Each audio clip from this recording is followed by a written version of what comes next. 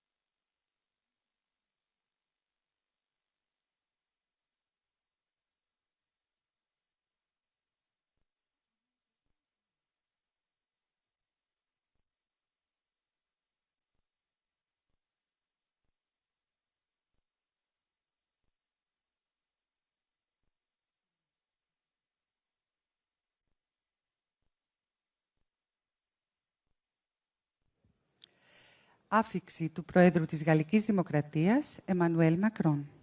Arrival of the President of the French Republic, Mr. Emmanuel Macron.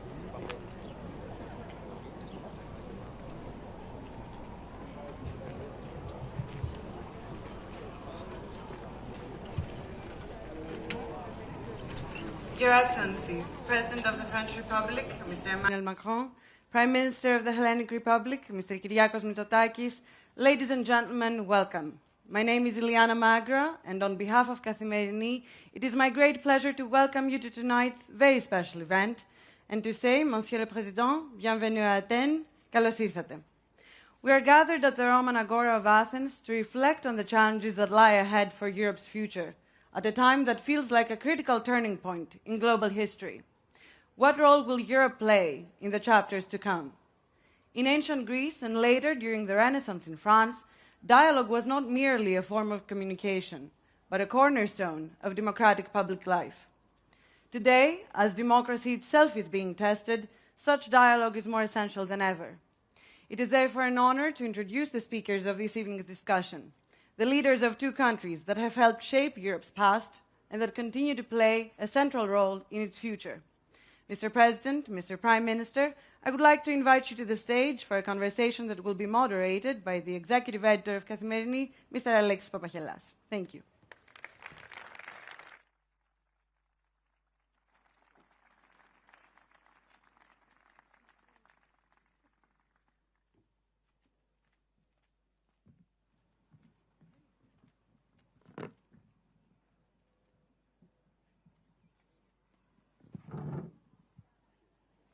Well, Mr. President, I'm very glad to welcome you on behalf of Kathimerini. Mr. Prime Minister, thank you very much for being here.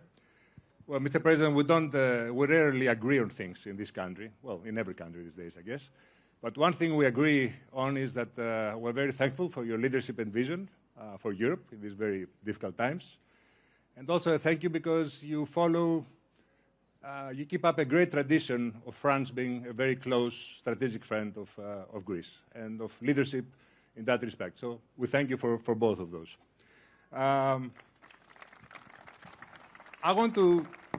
There's a lot of doom and gloom, as you know, about Europe. And you're very concerned about it. You say we have to stop sort of putting ourselves down. You said that in a speech. The thing is, are you worried that Europe is becoming a bit irrelevant these days? I mean, with what's going on in the world, especially now in the Middle East, do you have the feeling that we're becoming like an armed NGO or a think tank and, we're becoming geopolitically irrelevant? Thank you very much, not just for your words, but this welcome. And I want to thank you, Mr. Prime Minister, dear Kyriakos, for this invitation, for this visit, and thank to all of you to be here. I think exactly the opposite. I think this very moment could be the European moment, and for several reasons. Number one, everybody in this world have a clear view that this is a world of disorder. Second, everybody sees that the number one power, the US, could be an ally for certain countries, but this ally is not so much certain.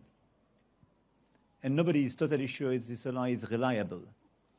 And third, we were used to live in an international order, and this international order is jeopardized by the two big powers. And what is the European Union? A place of predictability and reliability. And I think it has a lot of price. When we have partners, we are with them.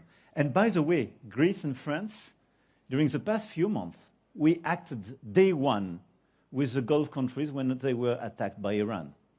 Yesterday, we were with the President of the European Council right after his trip to the Gulf countries, and he reported to the whole group that Greece and France were celebrated by UAE and other countries because the very first day we sent air defense system. We have our Rafale. We sent additional Rafale to protect the countries. We sent SAMP/T new generation, the air defense system we have. And we contributed concretely, day one, to their defense. And I think you should not underestimate this point. So we are reliable, we are predictable. But more than that, I think when you look at the global picture, Europe represents, when you aggregate our capacities, a huge defense power. Europe represents a very relevant trade player. We represent something like 16% of global trade, the same as China. US is 15%. We are an actual financial place. And by the way, we improve the links between Greece and France during the past few months with an important merger on the platform of Euronext.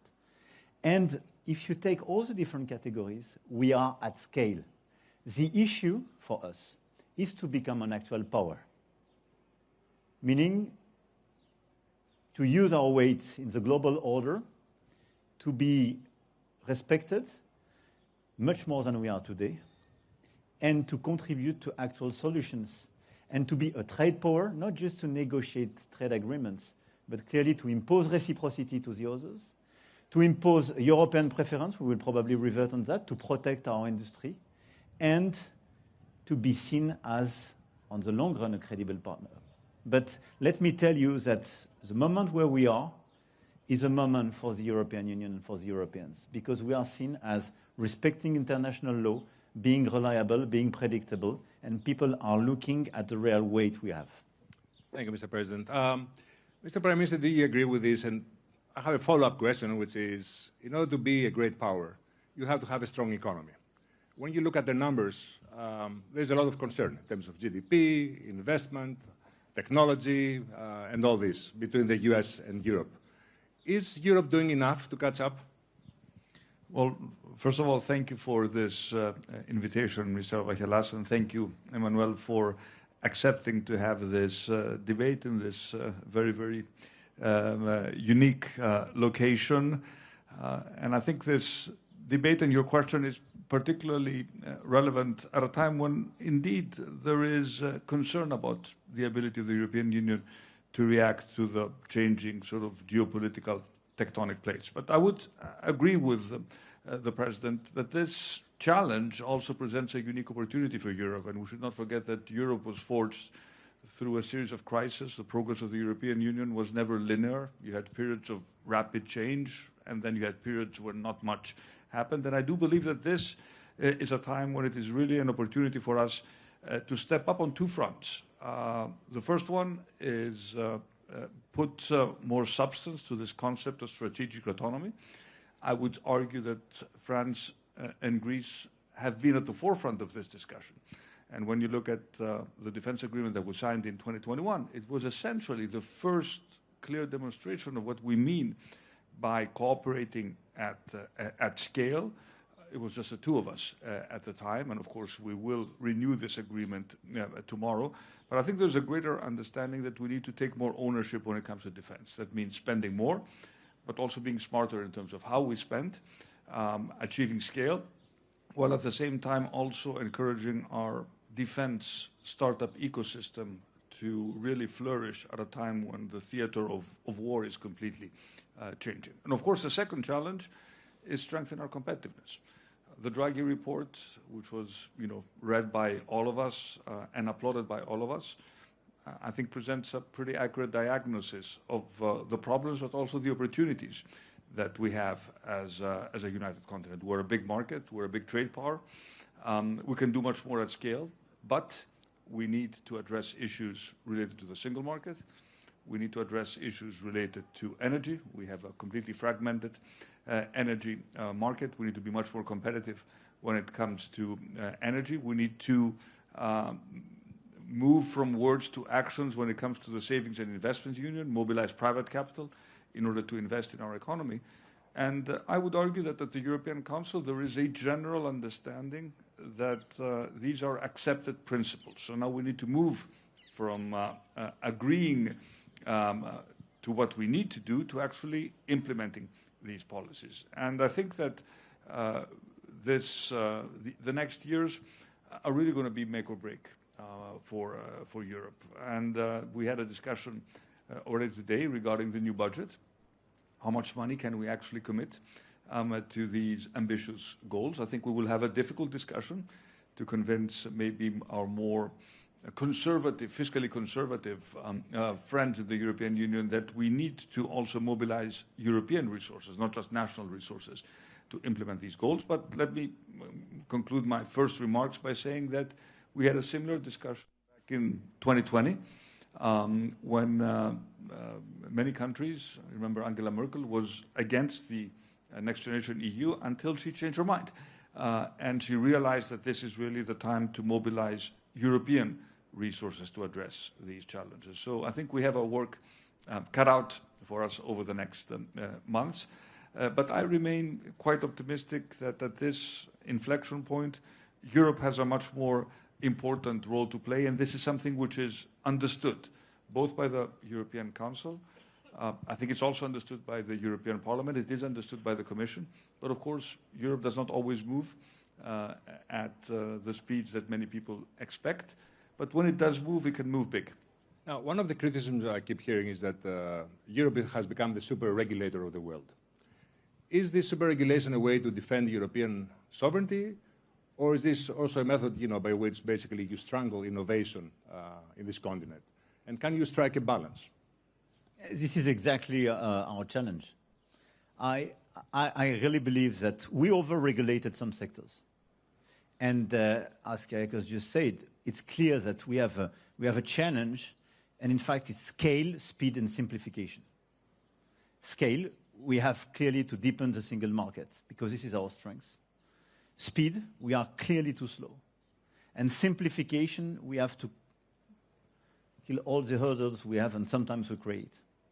So it's clear that we over-regulated some sectors. We still have too many national regulations, and we have to improve that. And this is exactly one of the main conclusions of the Draghi report and the Letta report, and what we urged the Commission to put in place last year. And you have all this omnibus package. And by the way, a lot of us are doing exactly the same exercise at the national scale. But it's not sufficient, because you have as well smart regulation. And let me insist on that as well. We need regulation sometimes to preserve our own industry and our own capacity to produce. China and US, they do have regulation, but this regulation favors the national players. Most of the time, our regulation is a burden on the European players, and we are too naive and too open on the non-European one. This is why one of the challenges we have is to preserve the level playing field. So each time we put in place a regulation, we have to make sure that those who export towards Europe are submitted to the same regulations. It's not often the case. Mirror clause. But at the same time, we have to make sure that we preserve the interests of our players. And this is why we do advocate this concept of European preference. Because today, we are clearly attacked. One of the main challenges, if we want to deliver this agenda, is to be lucid on the current context. One of the main challenges of the European industry today, and in order to deliver this sovereignty agenda or this strategic autonomy, is about China. China has today overcapacities, is over-subsidizing a lot of sectors, and is literally killing a large part of the European industry. And we are clearly too slow to see that. But look at the automotive industry and the machine tool sectors. You are clearly a landslide approach of the Chinese. Last year, they destroyed literally 250,000 jobs in Germany. We are less impacted, by the way, because we disindustrialized in these sectors a decade ago. But we have to react to that. And the only way to react to that is to put regulation in order to protect these key sectors. The other regulation, but perhaps we will revert on that, is as well to protect our democracy. What we want to do on children and teenagers regarding the social platforms, what we want to do in order to regulate the social network. Is European preference an answer to that, to the competition with China? Definitely. Safeguard clause, European preference. You have to restore the level playing field. You need a fair competition. Each time the competition is unfair, you have to protect your economy. And protection is not protectionism. I'm a strong believer in free trade. But the current world order, when you look at trade, is no more about free trade. On one side, you have overcapacities and over-subsidies in China. On the other side, you have tariffs from the US. If we are in the middle, the only one to be naive and totally open and not to protect our industry, no chance to preserve it. And look at what the Chinese are doing on critical minerals, for instance, and rare earths. They are taking a lot of these capacities, killing the competition. When they still have competitors, they create dumping conditions to kill the existing capacities when they are in our hands. And when we are naive, our own producers go to the Chinese in order to be more competitive. If you don't have a European preference, a minimum percentage of European components, it's impossible to preserve our strategic autonomy. And when we speak about strategic autonomy, it's obviously about defense and security, but it's as well about industry, agriculture, technology, finance. Let me end this part about the economy by asking this. you know, all these, like the capital market union and all these kind of reforms, to some people in this very fragmented political landscape, they seem like a design of the elite. They don't really, you know, mean anything to the average person. And we live in a very polarized world. So how do you convince people? You both have difficulties in that, in both countries. How do you convince them that this is a goal that you have to achieve that will make a difference in their own lives? Mr. Prime Minister. Well, first of all, let me just build up on what Emmanuel said in terms of regulation, because it's also an indirect answer to what you just asked me. The 28th regime, the idea that you can have one legal construct applicable to startups through which they can operate in the entire European Union was a recommendation by Enrico Letta, something which was enthusiastically supported by us and will become a reality very soon. This is an example, I would say, of smart deregulation, but also regulation at the European level. I've been a big proponent of picking our regulatory battles smartly vis-à-vis the US. I absolutely agree with Emmanuel. Two areas of great focus. The first is the protection of children and teenagers from social media and from addictive scrolling. I expect that the momentum that has been built at the national level will also be transposed to the European level very soon. I think we need to send a very clear signal also to the big tech companies that there are certain things which are off limits, that they cannot make money from capturing our children's attention, because we know this is detrimental to their mental health. And the second battle, which we will fight, is preserving the public space. When people debated in Asian Athens, even then you had fake news. You had rumors. You had to manage, you know, the challenges of populism. But what is happening now is clearly getting out of control. So having proper rules in terms of the public sphere, even in terms of anonymity, addressing the problem of artificial intelligence and the deep fakes which are already present in our debate, this is going to be a big challenge for all of us, especially those of us who will have elections in the upcoming future. Now, coming to your question, I think that we need to be aware and lucid in terms of what the people are telling us is their main concern. If their main concern is affordability, which it is, the high level of prices, we need to frame our debate through that lens. And we need to explain to people that by improving competitiveness, this means better paying jobs. This would mean that free trade means lower prices, that having a functioning market will promote European well-being to the point where we can continue to finance our unique European welfare state.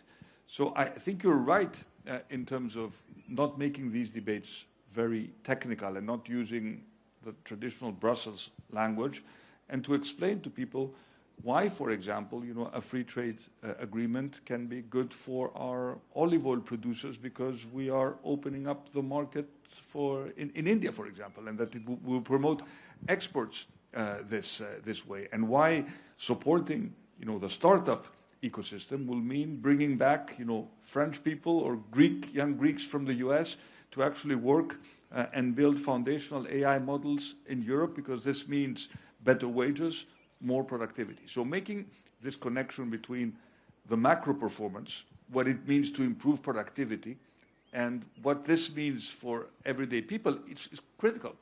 We've discussed this at the Council. When we talk about productivity, it doesn't mean anything. It doesn't mean anything. People are struggling today with prices, and the answer to that is better wages, lower taxes, but you can only do that if you improve the productivity.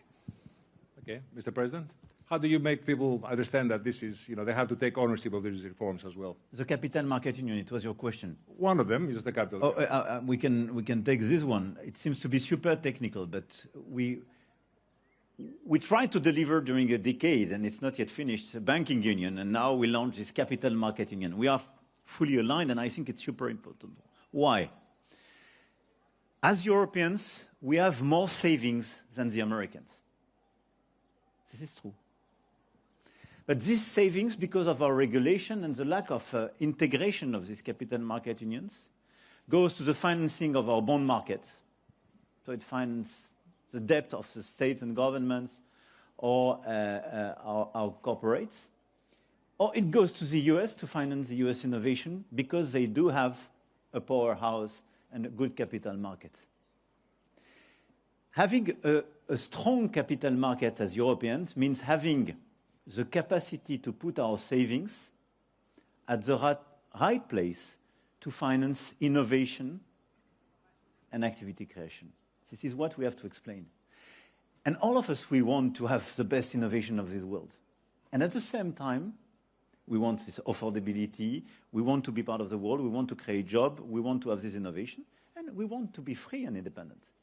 If you get all these innovations by buying products made on the other side of the world because they had the capacity to invest in this innovation, you are losing something.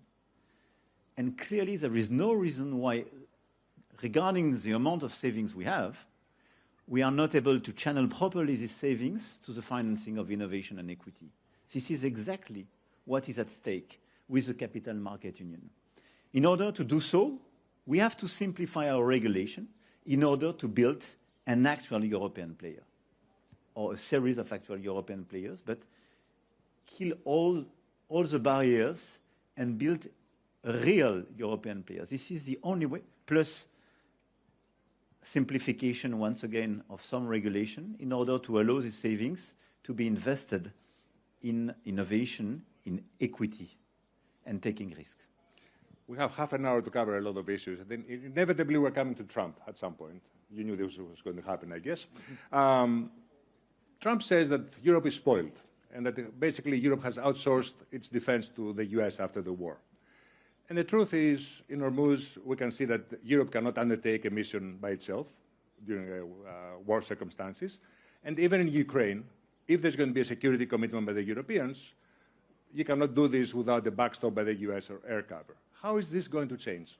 First, we should not underestimate that this is a unique moment where a US president, a Russian president, a Chinese president are dead against the Europeans. So this is the right moment for us. Wake up. And if... There have been many wake-up calls, Mr. President. Yeah, but I mean, if we don't believe in ourselves, no chance that the others will say suddenly they are super guys. So we have to be a little bit self-confident and deliver an agenda. And let me disagree with you on Ukraine, taking the example. When the war started in February 22, a lot of people were skeptical about our capacity to react. But matter of fact, what happened? Day one, we took sanctions on Russia, unanimity. We are taking the 20th package. And the Russian economy is suffering from that. Don't believe the fake news. They are suffering. Day one, we expressed our clear solidarity to Ukraine in a clear framework. We don't want to be part of this war directly because this is dealing with a nuclear country close to our borders, but we will contribute and help the Ukrainians in their resistance war. And we did it. And we are number one investor by far as Europeans. Ukraine is resisting very well, much better than a lot of people thought.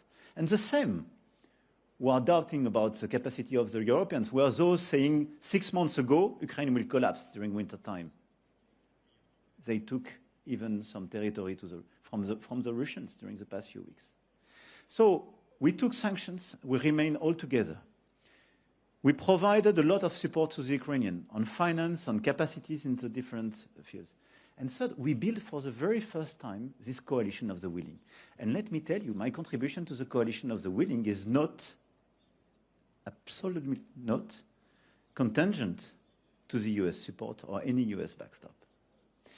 But what you have to see is that this coalition of the willing we launched in February last year as a reaction to this famous moment in the Oval Office with President Zelensky was a clear signal we are ready to take our fair part of this burden and we want to decide for ourselves. And this coalition of the willing, we launched it with the UK. All the Europeans are contributors, but we have Canada with us. We have Australia, New Zealand, Japan, not just the EU, because you have as well Norway and the UK. And it is a very powerful first creation where, as Europeans, we are framework nations in order to organize such a defense and security contribution. The US is welcome. It's super important if they provide the monitoring on the front line. It's very highly appreciated if they provide the backstop. But we already decided to do so. And what I decided for France to do is not contingent to the American involvement. But let me ask you both something. It's a mystery to me. Europe has Airbus. Airbus is a global success story. Why can't you work on a joint, fighter, next-generation fighter? I know you're very frustrated by this. You've been trying very hard to have European, cooperation on this. Why is this happening? Is it national egos? Is it business interest? What's the reason behind all this delay and all this hesitation? Well, we're not building any fighters. We're just buying them. We'd just like to participate. But you're right.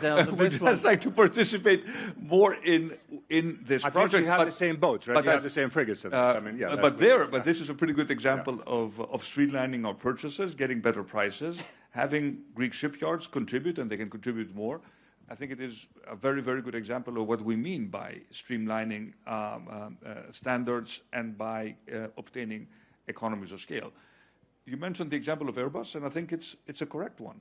The problem is that our merger rules were simply looking at the single market. So we tried to prevent companies from becoming too big to take an advantage vis-à-vis other European players. This logic is completely outdated these days, in certain sectors at least.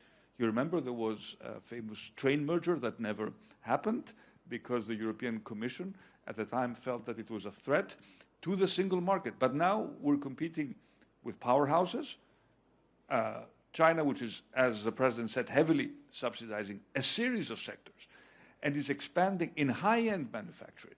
And we should be perfectly lucid that the combination of AI and robotics at the scale at which is happening in China is a colossal threat to our entire manufacturing sector, not just the sectors where the Chinese are competing now. So we need to be aware of that. So change the merger rules and be more generous with European champions. For example, I mean, we are a medium-sized country.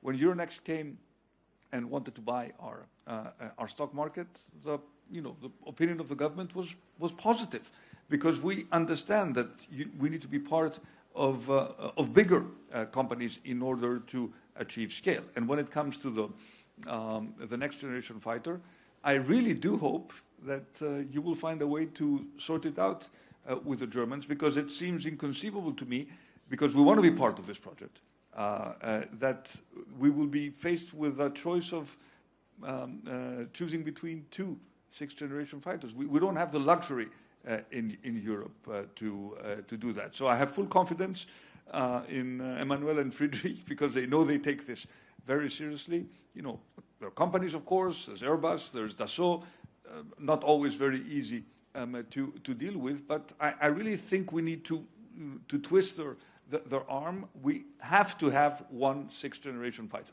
Can you deliver on this front, Mr. President? We have to deliver. And I think there is no... I mean, this is to be consistent with what we've said from the very beginning of this discussion.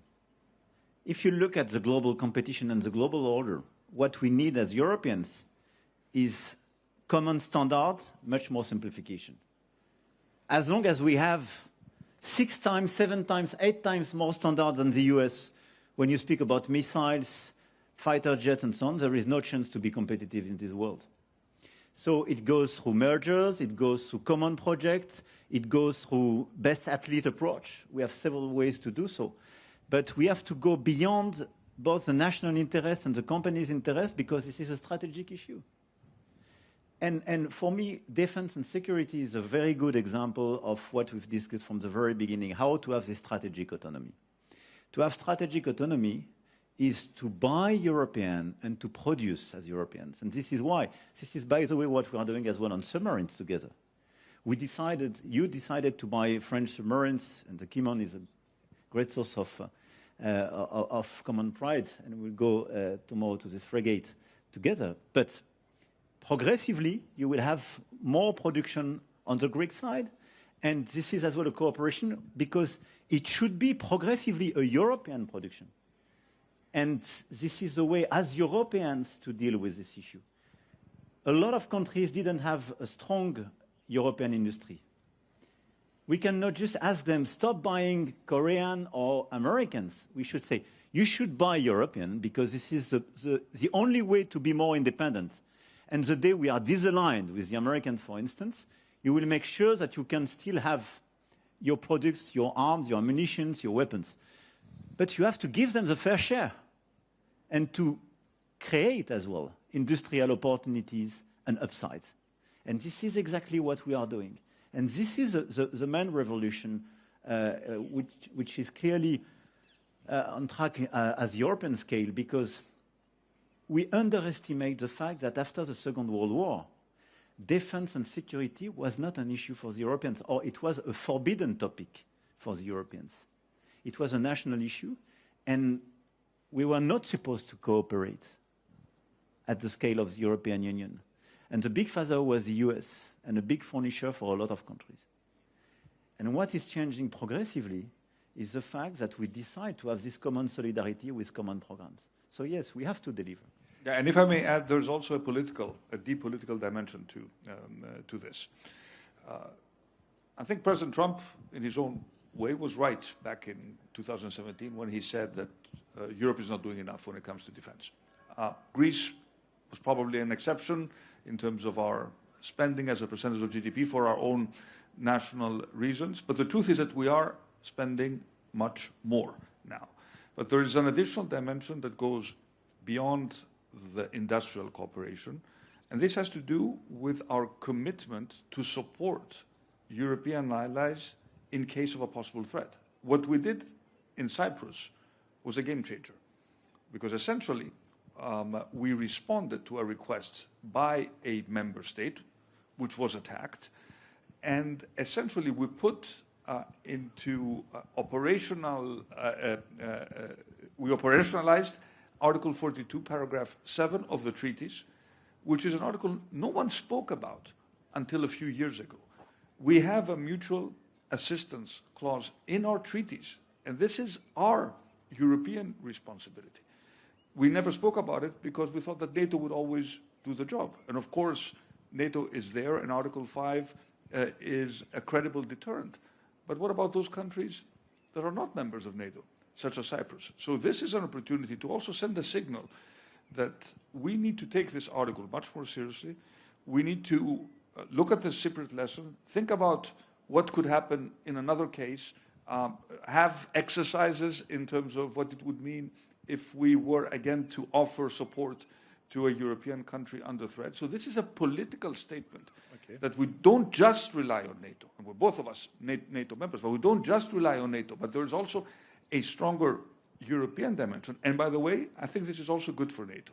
I think rebalancing the relationship with the US inevitably will be the result of a stronger Europe. Otherwise, the relationship is going to be lopsided, and we will be eventually pushed around without being able to assert and defend our own positions. We're down to the last 20 minutes. I want to ask you, with all respect, to keep our conversation a bit brief so we can cover a lot of things. You called NATO brain dead a long time ago. It was probably the right prophecy. I think NATO is now in the intensive care. You think it's going to survive? I mean, this morning we heard the Pentagon is thinking about kicking Spain out of NATO. Do you think there might be a European NATO? What is that going to look like? I think first we had a wake-up call provided by President Putin in 2022, and it was the original objective of NATO. But it's clear that NATO is under pressure. First, because it's clear that the Europeans had to take their fair share of the burden, what Kyriakos just mentioned, and I agree with him, so everybody is spending more. And at the same time, there is now a doubt on the Article 5, not put on the table by the Europeans, but by the US president. And I mean, it's clearly de facto weakening the strength of the alliance. I think NATO is very useful, first for interoperability, second because it was a very interoperability of our equipment, our armies and so on, and it is a source of efficiency. And because it's a good strategic alliance, very useful for all of us. But I'm a strong believer in the European pillar of NATO. I advocated that years ago. As your Prime Minister mentioned, we together pushed forward this agenda of strategic autonomy, and this is where we are. So my view is that we have to strengthen this European pillar. We should not be the one to weaken NATO. We have to preserve NATO and its interoperability, but the Europeans have to be much stronger and work together and launch together common operations. And what we are ready to do in the Baltic Sea, in the Arctic region, vis-à-vis Russia on some security issues, on Ukraine with the coalition of the willing, in Eastern Mediterranean Sea with our common operations, on Hormuz Strait. It's not NATO operations. This is the Europeans working together and building common security solutions. So I really believe that what we are creating is a European pillar of NATO, but as well a European capacity of defense and security. I'm trying very hard to find something you disagree on. So I'm going to ask this with a bit of hope that you might have a bit of disagreement, which is, China is looming over the horizon. There is one school of thought which says Europe cannot deal with China without the US and vice versa. You seem to be thinking that Europe can do it on its own. Is that true? I'm in favor of a de-risking strategy. I'm not in favor of any decoupling strategy. De-risking is very consistent with the strategy of being more independent or having more autonomy. De-risking is just to say when we have excessive dependencies, we have to fix it, either through diversification or through relocalization or more local production. And vis-à-vis China, we have excessive dependencies today on critical minerals and rare earths, on some green tech. And vis-à-vis the US as well, we have excessive dependencies. So I think the core agenda we should have is a de-risking strategy. I don't put an equal signal between US and China. We have the same values with the US, not with China. But I think what we should avoid is to rush on any decoupling strategy with China, because the result will be to increase our dependency to the US and to be seen the rest of the world are just the vassals of the US, which is not our future. And this is why I'm very much attached to this European independence. So vis-à-vis China, the de-risking strategy is feasible, but it's a 10-year strategy. We have to be very clear. We need this European preference. We have to put in place safeguard clause when they play on some sectors or they have excessive subsidies, as the Commission did on electrical vehicles, for instance. And we have to re-engage a new logic with China, which is to engage with them and to say, we don't believe in tariffs. We want to avoid the tariff with you because we think this is a bad answer. But to a relevant question, we do have imbalances. But we need more tech transfer and probably more direct investment on critical sectors where we can elaborate together. So I think this rebalancing and this de-risking strategy is feasible as Europeans, remaining engaged with the Americans, but not as vassals to the US. And I don't believe in a decoupling strategy vis-à-vis China. Prime Minister? I'll take up, a slightly different Finally. approach. We've had this debate at the European Council numerous times, whether the current US administration is essentially a continuation of previous administrations which had already sent us, clear signals that they were putting American interests as the absolute first priority, or whether it is something rather unique that could possibly change in the future. I happen to believe that at the end of the day, values, historical bonds do matter, and history is important. And the fact that the transatlantic relationship has endured and has created essentially the post-World War II order, which has been to the benefit of both the US and Europe, has left, is certainly something that we cannot easily discard. And I also do believe that the threat from China in terms of its ability to take over at a very fast speed sectors and put our own industrial base under pressure is a very, very real threat. So I do see, potential for further win-win cooperation with the US, even if this seems difficult and complicated under the current administration. But I also do absolutely agree that we need to decide which are the key sectors where we need to commit serious public and private capital if we want to preserve our competitiveness and our strategic autonomy. We have not spoken about energy, but I do think that energy is absolutely critical for the well-being of our industry. You just look at the energy prices now. It is impossible for Europe and European industry to be competitive with these prices. Of course, we know the story. We were dependent on Russian gas. It was convenient, especially for some countries, but this is no longer the case. So we have to be quite realistic and ruthlessly pragmatic in terms of where we need to invest. I participated in a conference organized by Emmanuel on nuclear.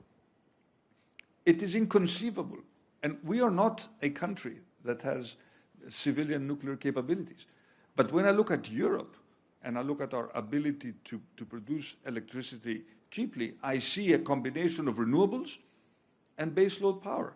And if we want to de-risk from natural gas, which we cannot produce at scale in Europe, and of course we want to move away from coal, which we have already done, by the way, in Greece, the only solution is to invest in nuclear. And we had nuclear. France built, tens of nuclear reactors, but we stopped at some point. So these are the sort of choices that we need to make. And we need to place some big bets. We cannot be all over the place. And this is just one example of those sectors, quantum, space, a certain dimension of AI, because it's difficult maybe to compete with the foundational models, but we need to... Mr. Prime Minister, we're coming down to the last 10 Sorry, minutes. I'm really sorry about this. I'll stop. It's a big world out there, I know. Mr. President, I want to ask you about the difference between Trump 1 and Trump 2. And I wonder how challenging it is for somebody like you, because you seem to have a close relationship, which has its ups and downs, I guess. It's not so elegant moments, as you said from Korea. How difficult is that for you? I take the leaders people give to us. Yes. And this is a philosophy we have to adopt. And I know President Trump very well, and I know he's a character, de facto. But I think, as Kyriakos just said, we have to be lucid on the US strategy. And it's not just President Trump's character or behavior. And the United States, I would say since now 15 years, decided number one issue is America, and America first. And I do respect that. And this is his main issue.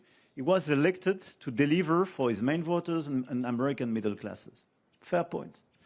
The second priority is China. And it started with President Obama, who said, I will be the first Pacific president. And it's quite consistent. And look at what happened during the former administration on Afghanistan or Inflation Reduction Act. I mean, it was not a pro-European approach. And this is not...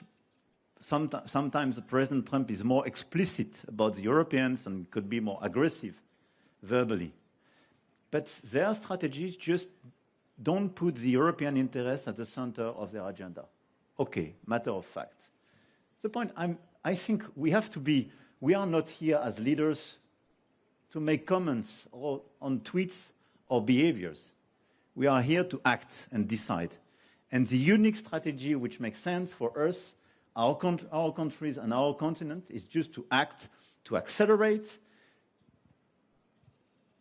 clearly to have more scale and speed, as I mentioned, in order to increase our independence. This is my obsession. So you think if a more predictable, let's put it that way, US president is elected the next time around, it's not going to be back to business as usual? No, I don't think so. I think this is an historical trend. And I completely agree, by the way, with what Kyriakos said on the fact that we can engage with the US on some issues and still makes a lot of sense because of the common values and historical bonds. For instance, I do hope we will find a solution in the framework of our G7 on rare earths and critical minerals, because we have the same interest to de-risk ourselves from the Chinese over capacities and the fact that they have almost a monopoly on some rare earths. But I really believe that this US approach will last.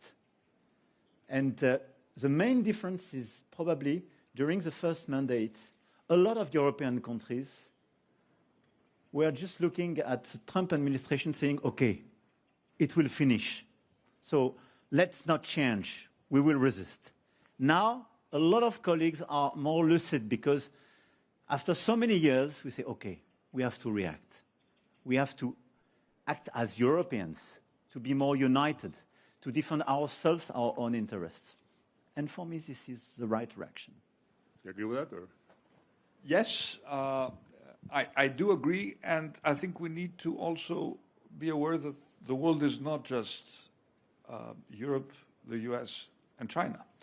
Look at the opportunities we have in terms of establishing a partnership with India.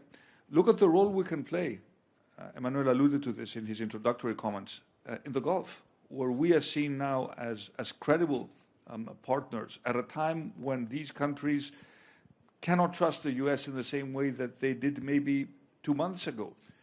Potential to team up with countries such as Canada, Australia, the democracies of Southeast Asia. So there is a story there which does not leave us alone. It's just, you know, Europe, the US, and China, but then forge these sorts of partnerships which are based on principles and interests, of course. It's based on, on free trade, on rule of law, on freedom of navigation. What a critical topic now, and so important for us as a leading maritime nation. So I think we have the opportunity to also look beyond what is happening within Europe and to establish new strong alliances, which will create a de facto more multipolar world with different poles of different strength. But this is an important dimension that we need to work on.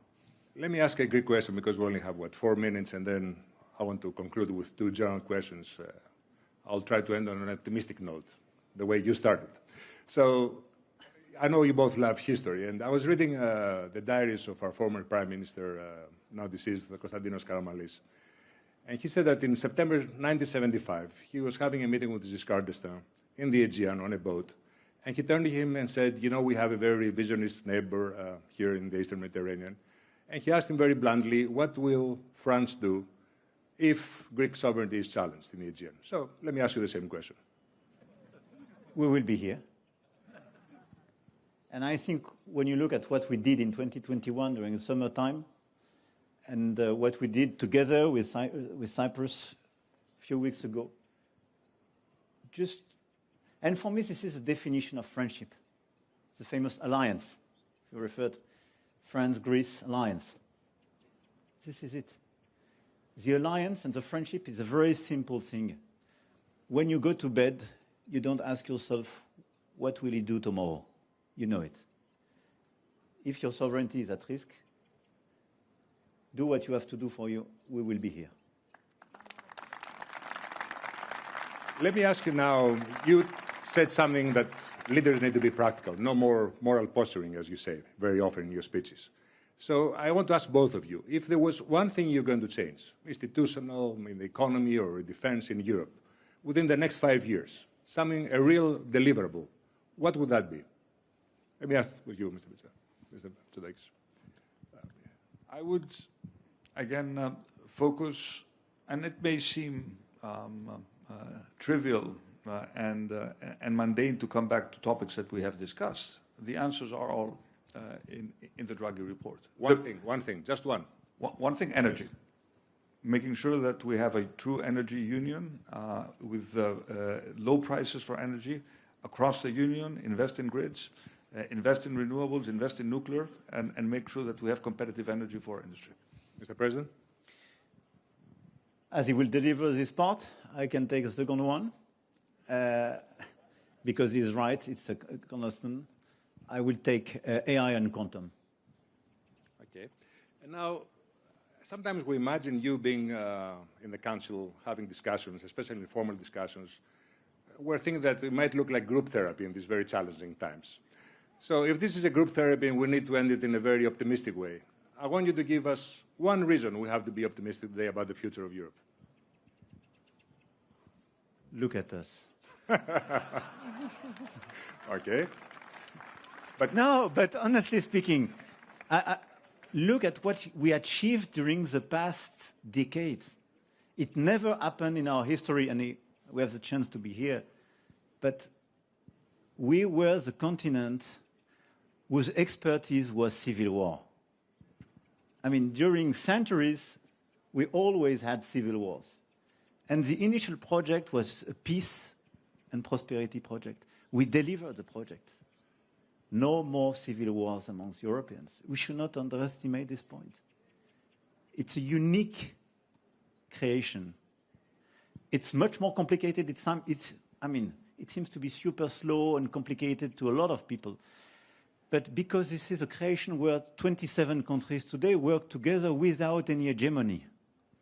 But we preserved peace on our continent. It never happened before. After that, we decided to make a common market, and we delivered prosperity. Now, we have to deliver geopolitical existence, I would say. And this is why we have to become a power, not just a peace place and a single market, but a geopolitical power. This is exactly what is at stake. But we delivered the first step. I mean, we wrote the first chapters. There is no reason we will be unable to write a new one. So yes, just be lucid on what we delivered all together. This continent is absolutely incredible in terms of civilization, in terms of strength, and our capacity to deal with our own complexity is incredible. And we can be a real power without using our way of life and the welfare state and ourselves. I say that with a lot of respect and friendship. In your country, you dealt with that, with a lot of courage 15 years ago.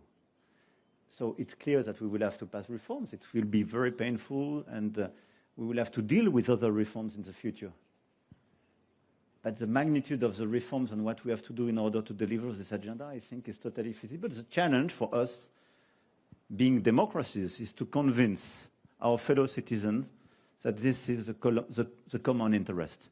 So my source of optimism is the journey we had all together and the capacity we have. Thank you. Mr. Prime Minister? If I were to put you on a plane and you would not know the destination, and you would land in any European capital, you would immediately understand that you're in Europe. Yeah.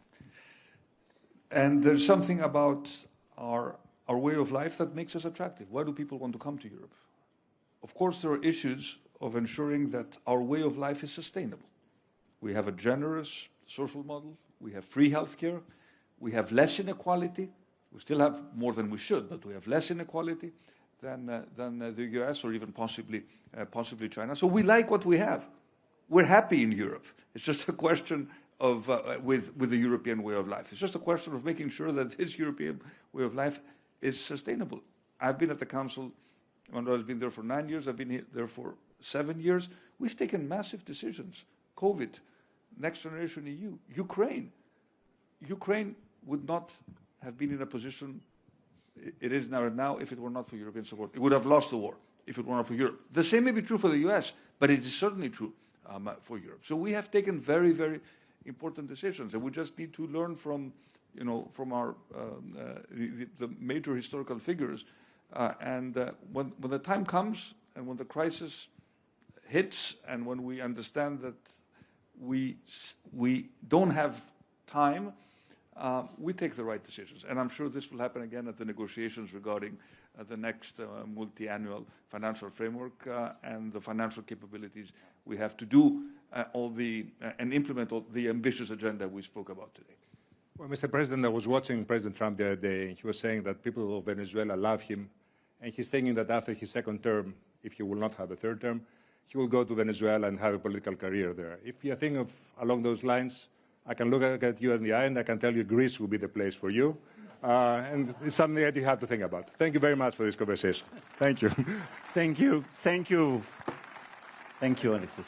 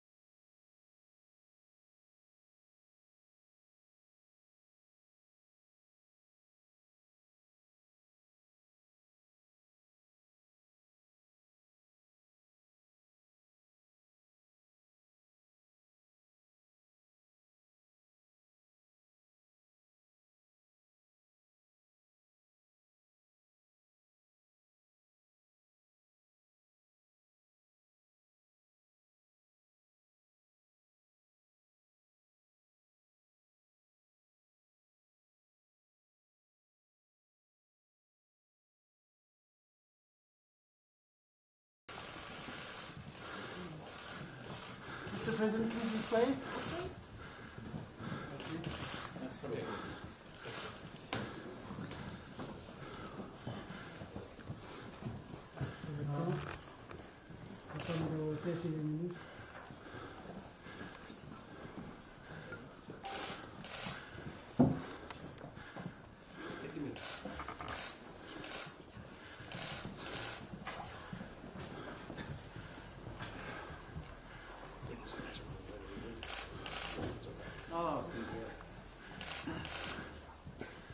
Εξοχότατε κύριε Πρόεδρε, με ιδιαίτερη χαρά σας καλωσορίζω στην Αθήνα και στο Προεδρικό Μέγαρο. Η παρουσία σας εδώ σήμερα και αύριο επισφραγίζει κάτι πολύ σημαντικό. Επισφραγίζει ιστορικούς δεσμούς των χωρών μας και μακρά σχέση φιλίας και συνεργασίας ανάμεσά μας. Αλλά είναι και κάτι άλλο, κύριε Πρόεδρε. Η παρουσία σας σηματοδοτεί την επέκταση και τη διεύρυνση αυτών των ιστορικών δεσμών και αυτών των φιλικών σχέσεων.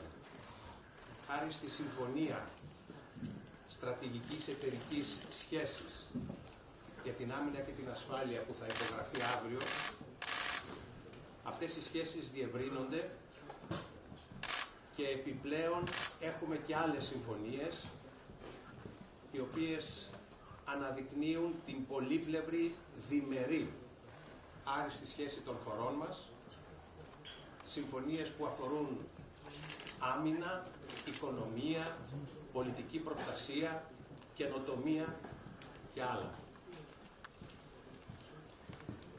Αυτή η σχέση, κύριε Πρόεδρε, δεν περιορίζεται στις μέρες μας, δεν περιορίζεται στην εποχή μας. Μίλησα για ιστορικούς δεσμούς. Ας πάμε 2 αιώνες πίσω. Πριν τη στρατηγική συμφωνία που έχουμε υπογράψει εδώ και 5 χρόνια στο Παρίσι, υπήρχε άλλη μια στρατηγική συνεργασία πριν καν η Ελλάδα αναγνωριστεί διεθνώς ως κράτος. Στο Ναβαρίνο η Γαλλία συμμετείχε στον Ενωμένο Στόλο, ο οποίος καταναυμάχησε τον Οθωμανικό Στόλο και υπήρξε αποφασιστικό βήμα στην επανάσταση της Ελλάδος κατά της Οθωμανικής Αυτοκρατορίας. 1 χρόνο μετά τον Ναβαρίνο, άλλη στρατηγική σχέση, το Γαλλικό Εκστρατευτικό Σώμα στην Πελοπόννησο και η Γαλλική Επιστημονική Αποστολή επίσης στην Πελοπόννησο, κύριε Πρόεδρε, έδειξαν πως αυτές οι σχέσεις έχουν μεγάλο ιστορικό βάθος. Και λίγα χρόνια μετά, η ίδρυση στην Αθήνα της Γαλλικής Σχολής, της πρώτης Γαλλικής Σχολής, η οποία ιδρύθηκε από τη χώρα σας, και της πρώτης Διεθνούς Ακαδημαϊκής Σχολής που δέχτηκε η Ελλάδα το 1846, δείχνουν ότι αυτή η σχέση που θα διευρυνθεί αύριο έχει ισχυρά θεμέλια. Συνεχίζοντας, τονίζω, κύριε Πρόεδρε, πως αυτή η φιλία και συνεργασία που μετουσιώθηκε σε συμμαχία δοκιμάστηκε πρόσφατα και στην πράξη και απέδωσε στην πράξη με αποκορύφωμα την συμβολή σας και τη συμμετοχή της Ελλάδος από κοινού με τη Γαλλία και άλλες ευρωπαϊκές χώρες ως ανταπόκριση στο αίτημα της Κύπρου για αμυντική συνδρομή. Εξοχότατε, κύριε Πρόεδρε, είμαστε μέσα σε ένα κόσμο γεμάτο αβεβαιότητα και πολλαπλές κρίσεις. Αλλά αυτή η σύμπλευση των 2 χωρών μας είναι βέβαιο, κύριε Πρόεδρε, ότι αποτελεί ένα υπόδειγμα σχέσης, αλλά ταυτόχρονα επιβεβαιώνει πως η στρατηγική αυτονομία της Ευρώπης μέσω τέτοιων διμερών σχέσεων μπορεί να κατακτηθεί. Βρισκόμαστε σε μια κρίσιμη περίοδο όπου η διεθνής ειρήνη, η διεθνής ένομη τάξη βάλεται, υπονομεύεται από αναθεωρητικές τάσεις και από αναθεωρητές, οι οποίοι μάλιστα, κύριε Πρόεδρε, είναι και μέλη του Συμβουλίου Ασφαλείας των Ηνωμένων Εθνών. Οπότε εμείς τι κάνουμε? Εμείς παραμένουμε προσιλωμένοι στην αξία και στην ανάγκη εφαρμογής του διεθνούς δικαίου.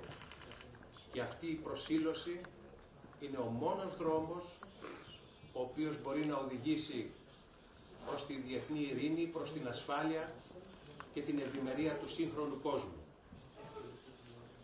Κύριε Πρόεδρε, στον περασμένο αιώνα, στις δεκαετίες του 60 και του 1970, σημαντικές, προβεβλημένες, ιστορικές προσωπικότητες των δύο χωρών μας εδραίωσαν τη σύγχρονη μορφή των διμερών μας σχέσεων. Ο Κωνσταντίνος Καραμανλής από πλευράς Ελλάδος, σε δύο φάσεις της πρωθυπουργίας του, ο στρατηγός Ντε Γκόλ εκ μέρους της Γαλλίας και ο Βαλερί Ζισκάρ ντ'Εστέν υπήρξαν τα πρόσωπα εκείνα που έχτισαν τα θεμέλια πάνω στα οποία η εξαιρετική μας σχέση βασίζεται. Και με αυτή τη διαπίστωση αυτής της εξαιρετικής σχέσης που βελτιώνεται συνεχώς και βελτιώνεται συνεχώς ακόμη και με την πριν από λίγα λεπτά φράση σας ότι η Γαλλία θα είναι εδώ για την Ελλάδα όποτε χρειαστεί, αυτή η σχέση λοιπόν δυναμώνει με την παρουσία σας και θέλω να χαιρετήσω αυτή τη σχέση και αυτή σας τη στάση και να ευχηθώ, κύριε Πρόεδρε, οι αυριανές επαφές σας με την ελληνική κυβέρνηση να φέρουν άριστα αποτελέσματα προς όφελος όχι μόνο των δύο λαών, Γαλλίας και Ελλάδος, αλλά και προς όφελος του ευρωπαϊκού μας οικοδομήματος. Σας καλωσορίζω λοιπόν και εύχομαι κάθε επιτυχία στην αποστολή σας.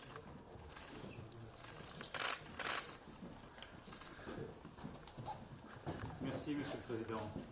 Merci pour votre accueil et pour les mots que vous venez d'avoir.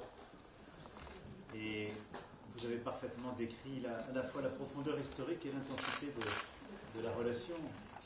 Je voulais simplement ici redire combien la Grèce et la France sont liées par à la fois une amitié profonde et réciproque, je crois. Le philhellénisme a beaucoup compté dans l'histoire de France, dans sa littérature, sa philosophie. Il la nourrit. Et je crois que nos deux nations ont quelque chose de commun, c'est qu'elles pensent toujours au-delà d'elles-mêmes. Il y a un certain rapport à l'universel et l'universalisme qui nous lie de manière unique. Le XXe siècle ça conduit à des temps parfois difficiles, et votre pays en a en particulier éprouvé. Nous avons chacun connu nos drames, mais au fond, depuis ces dernières décennies, d'abord la France, la Grèce, l'Alliance est une histoire singulière depuis que la vie démocratique est ici revenue. Ensuite, l'aventure européenne qui nous lie. Et je crois que ces dernières années ont marqué un tour tout à fait nouveau dans ce désordre mondial que vous venez de caractériser très justement. C'est à la fois notre partenariat stratégique, ce qui a été fait en 2021 et après. Les avions, les frégates, notre solidarité, notre présence, notre ambition commune, notre affinité sur les questions européennes. Et c'est demain, en effet, ce partenariat stratégique mondial qui va permettre à la fois de consolider cette alliance en matière de défense et de sécurité, mais qui va aussi la compléter dans des tas de domaines. La culture, où nous sommes déjà évidemment très présents ensemble, recherche, la science, la vie économique, l'énergie. Il n'y a aucun domaine qui va échapper au renforcement de notre partenariat stratégique, à la force de celui-ci. Et je crois que c'est vraiment une nouvelle ère qui s'ouvre, à la fois sur la relation bilatérale, évidemment sur les questions européennes, nous sommes affinitaires, dans la région, et vis-à-vis de l'ensemble des pays riverains de la Méditerranée, à l'égard desquels nous avons une politique commune. Et je veux ici dire aussi combien cela vous démontre que, en effet, la France est là, se tient à vos côtés face aux risques, aux menaces, et a envie d'avancer sur ce chemin d'avenir ensemble. En tout cas, je suis extrêmement reconnaissant de cet accueil, Monsieur le Président. Heureux d'être de retour à Athènes et d'être à vos côtés pour cette soirée. Merci beaucoup.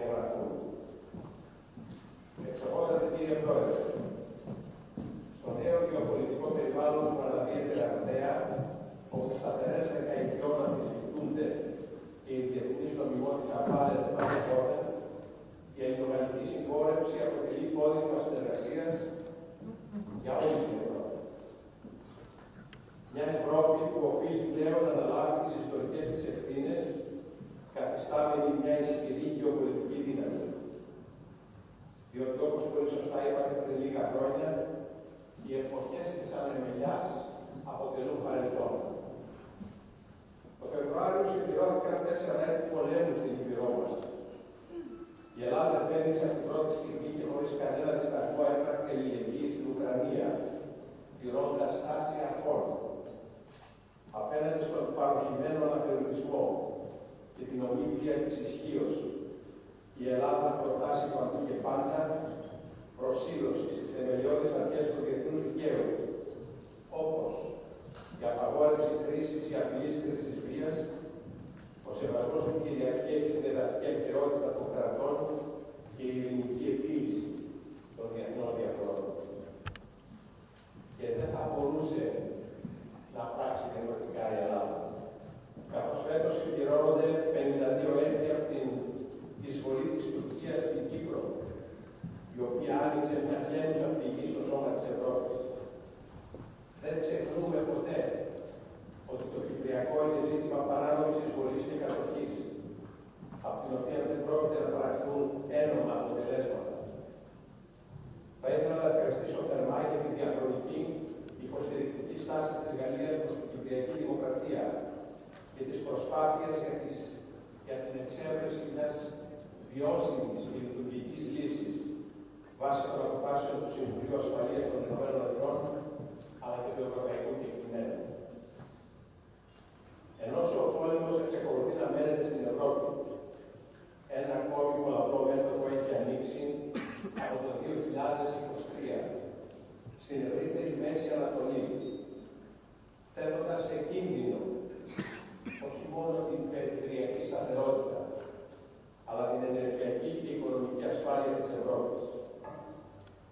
Στη χαοτική σημερινή συγκυρία θα ήθελα να εκπέμψω μήνυμα αυτοσυγκράτησης, σύνεσης, καθώς και συμπαράστασης στα χιλιάδες αθώα θύματα του πολέμου, μεταξύ των οποίων είναι και οι χριστιανοί της Μέσης Ανατολής.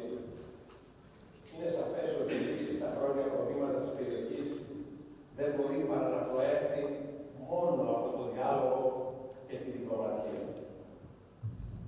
Σε αυτό το περιβάλλον αλλεπάλληλων κρίσεων, η Ευρώπη βιώνει πρωτόγνωρες προκλήσεις που δοκιμάζουν τη συνοχή της ως ένωσης κρατών, αλλά και την ανθεκτικότητα των ίδιων των κοινωνιών μας. Το μεταναστευτικό, η ραγδαία τεχνολογική πρόοδος, η ενεργειακή επισφάλεια, η οικονομική αστάθεια, η άνοδος των άκρων, οι υβριδικές απειλές και η κλιματική κρίση συνιστούν συνθήκες που ενδεχομένως να ενταθούν τα επόμενα χρόνια. Κανένα ευρωπαϊκό κράτος δεν μπορεί να αντιμετωπίσει από μόνο του αυτές τις απειλές, ούτε να αδράξει τις ευκαιρίες που παρουσιάζονται.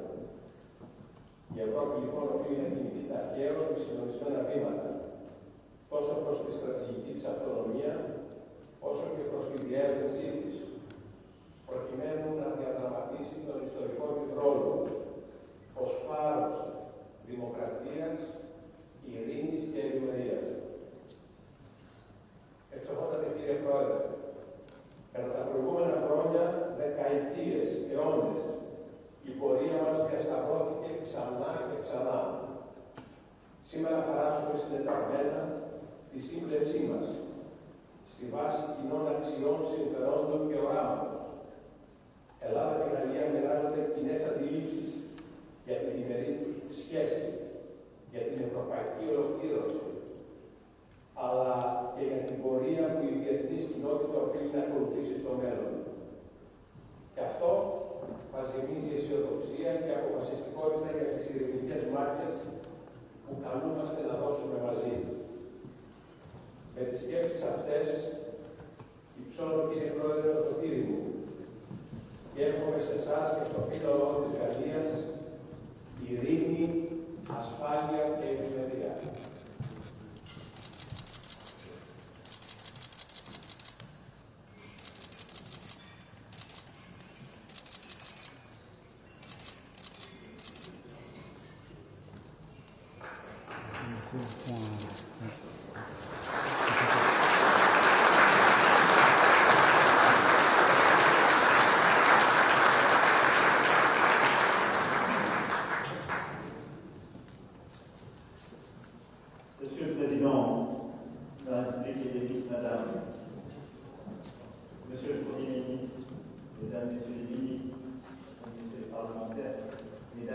solution au programme de qualité.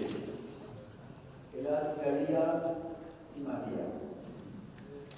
Ce slogan, Grèce, France, Alliance, fut scandé par les Grecs lors du retour de Constantinos Karamanlis dans l'avion présidentiel français après une décennie d'exil à Paris, et il est aujourd'hui au fond des à-propos que j'avais. Votre invitation de ce soir nous honore, Monsieur le Président, et elle s'inscrit dans la continuité d'une longue histoire, celle des visites qui ont marqué l'amitié entre nos deux pays, celle du général de Gaulle en 1963, ou encore celle de Valéry Giscard d'Estaing en 1975, premier chef d'État à rendre visite au Premier ministre Karamanlis après le retour de la démocratie en Grèce. Car la première idée d'origine, la France s'est faite la principale défenseuse de la vocation européenne. Tous les présidents français, je le crois, et tous les Français, sont en effet depuis toujours animés par l'idée que l'Europe, sans la Grèce, ne serait pas l'Europe. D'abord, ce fut par la volonté de consolider le retour de la démocratie dans le pays qui en fut le berceau. Ensuite, par un sentiment tenace de solidarité venu de loin et qui ne s'est guère démenti lorsque l'histoire se fit il y a 15 ans notamment, tumultueuse pour vous et pour nous tous européens.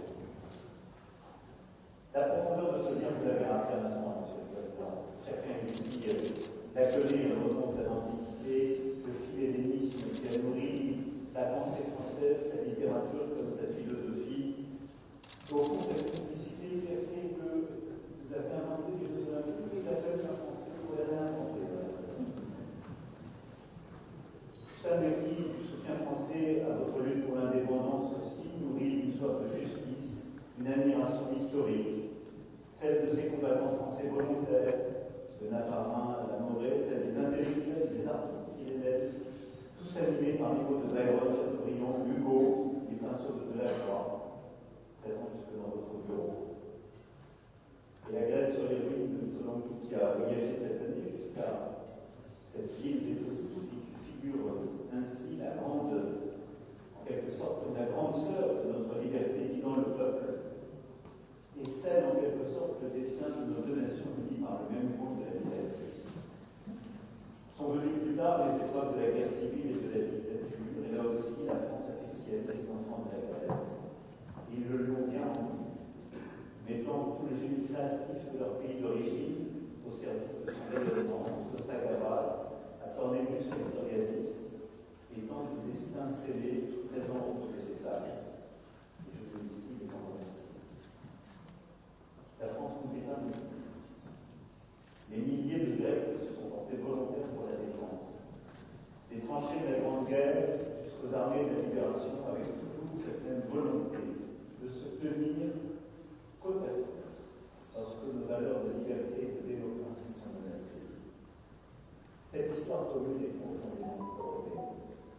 Nous fêtons cette année l'anniversaire de l'adhésion de la Grèce à la communauté économique européenne, 45 ans de fidélité, de solidarité, unis par cet idéal de liberté universelle. 45 ans d'admiration mutuelle, résolument méditerranéenne et si européenne. Et sur ce sol historique, nous bâtissons la vie. Nous bâtissons en étant côte à côte dans les temps difficiles, nous bâtissons en ayant aussi la même volonté d'innovation, de technologie, de culture, de défense et de sécurité. Je dois dire à quel point nos deux pays, je pense qu'on voit que M. le Premier ministre, sont, comme on le dit, affinitaires sur tant de sujets. Et nous le faisons aussi avec beaucoup de respect et d'admiration pour le chemin parcouru par notre pays durant les 15 dernières années. Le succès économique grec est admirable à tous égards. Il s'est battu sur des sacrifices réels que nul n'oublie.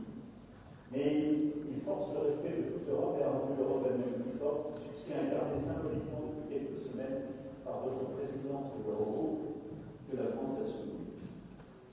Alors vous avez tout dit des tumultes actuels du monde et je ne veux pas être plus long, Monsieur le Président. Et au fond, en effet, depuis 2021, nous avons construit un partenariat nouveau au service de votre sécurité, de notre souveraineté, conscient aussi que lorsque la Grèce peut être menacée, c'est l'Europe tout entière qui est, la France aussi. Demain,